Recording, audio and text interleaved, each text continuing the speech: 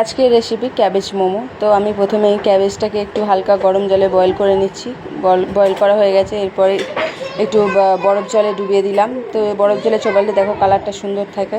তো এদিকে পুরটা বানানোর জন্য আমি পনির নিয়ে নিয়েছি, গ্রেট করা নিয়ে নিয়েছি, গাজর, একটু ক্যাপসিকাম, একটু পেঁয়াজ, একটু রসুন কুচি, একটু আদা কুচি, একটু গোলমরিচ আর একটু নুন দিয়ে ভালো করে মাখিয়ে এটা একটু কড়াইয়ে বাটার দিয়ে একটু রসুন দিয়ে তার মধ্যে পুরটাকে একটু ভালো করে ভেজে নিলাম। নিয়ে এবার ক্যাবেজটার মধ্যে দিয়ে এরকমভাবে একটু ভালোভাবে মুড়ে নেব।